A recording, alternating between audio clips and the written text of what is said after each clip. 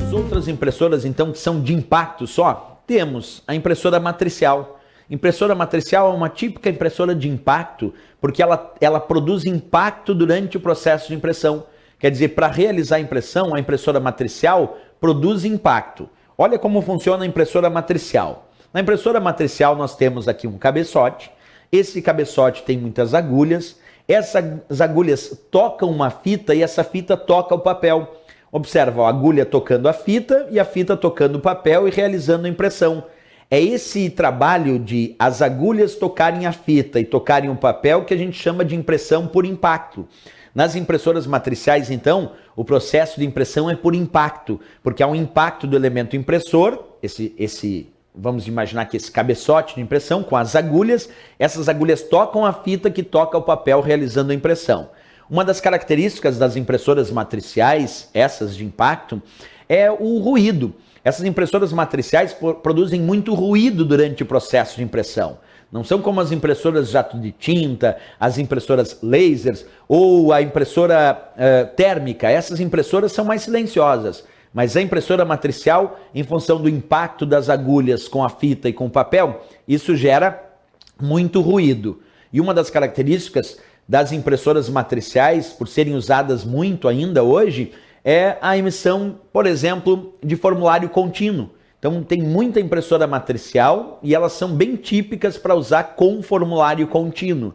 Também são muito utilizadas para processos de carbonagem, quando é necessário realizar a impressão com cópia carbono. E aí se usa bastante também as impressoras matriciais, certo? Bem, outro ponto interessante da gente destacar em relação ao estudo das impressoras é o que nós chamamos de plotter. Plotter não é exatamente uma tecnologia de impressora, e sim é o porte dela.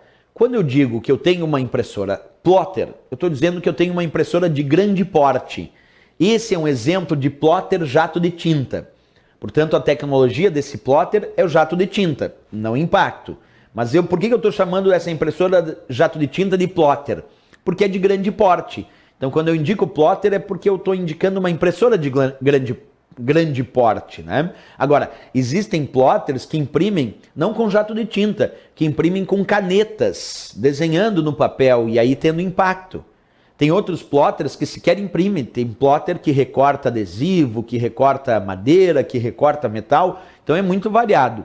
Plotter, quando está associado à impressora, é dito uma impressora de grande porte. Não importa se é um plotter jato de tinta ou um plotter, por exemplo, de canetas, além de outros que existem no mercado. Plotter, então, associado à impressora de grande porte. Todos esses casos que eu demonstrei, como eu estou falando só de impressora, impressora é sempre considerado periférico de saída, a não ser aquela exceção indicada aqui. Se for impressora multifuncional, nós vamos responder como periférico de entrada e saída simultaneamente, ok? Dicas importantes aí para a prova.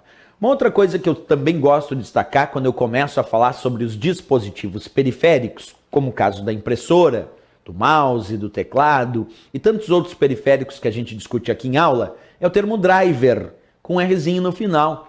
Driver, com R no final, é um programa de computador, é um software que permite ao sistema operacional controlar como aquele dispositivo periférico funciona. Por que eu falei disso agora em impressoras?